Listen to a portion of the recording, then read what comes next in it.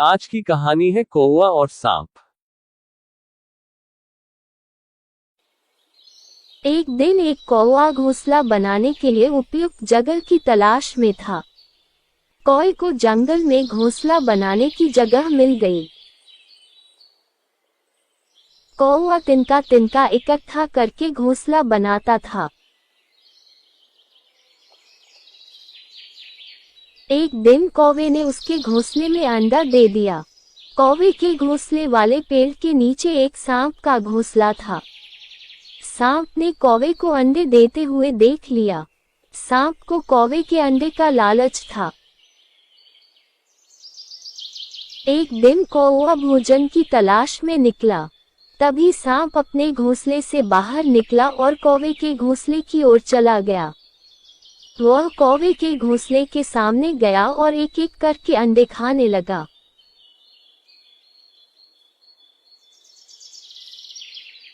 फिर सांप अपने घर वापस चला गया। कौवा वापस आया और देखा कि उसके अंडे गायब थे। अंडे न मिलने का उसे बहुत दुख हुआ। कौवा चिल्लाने लगा कि मेरा अंडा कहाँ गया। कुछ दिन बाद कौवे ने फिर अंडा दिया। कौवे की अनुपस्थिति में सांप ने फिर अंडे खा लिए।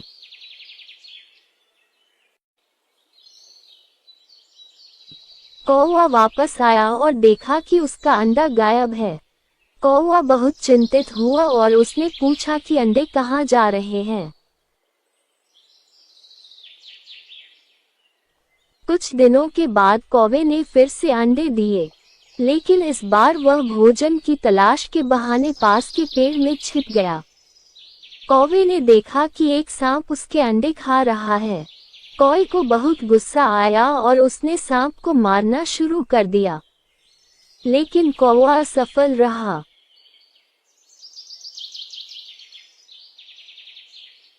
कौवा उदास होकर उड़ने लगा और सोचने लगा कि इस सांप की पकड़ से कैसे बचूं। कौवे ने एक महल देखा और उसकी ओर उड़ गया। वहां रानी अपनी सहेलियों के साथ स्नान कर रही थी। रानी के आभूषण बगल में थे। उस आभूषण को देखकर कौवे के मन में एक विचार आया। कौवा गहनों के पास गया और मोतियों का हार लेकर उड़ गया। रानी की सहेलियां कौवे को देखकर चिल्लाने लगी और बोली, सिपाहियों, कौवे को पकड़ो और जैसे भी हो गहने ले आओ। सिपाही कौवे के पीछे दौड़ते रहे।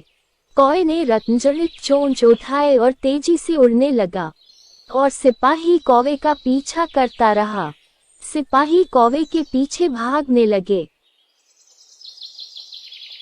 भागते समय वे हाँफने लगे। कौवे ने मोतियों का हार सांप के घोंसले में गिरा दिया और उड़ गया। सिपाहियों ने कौवे को मोती का हार एक गड्ढे में गिराते हुए देखा। वे उस स्थान पर गए और हार ढूंढने लगे। तभी उस बिल से सांप बाहर आ गया। सिपाहियों ने डंडे से सांप को मार डाला और हार लेकर चले गए। सांप को मरा हुआ देखकर कौवा बहुत खुश हुआ। तब से कौवे ने अंडे दिए और अंडे फूटे। वह बच्चों के साथ खुशी खुशी अपने दिन बिताने लगा। कहानी से सीख। हमें इस कहानी से यह सीख मिलती है कि कभी भी निर्बल का फायदा नहीं उठाना चाहिए। साथ ही मुसीबत में समझदारी से काम लेना चाहिए।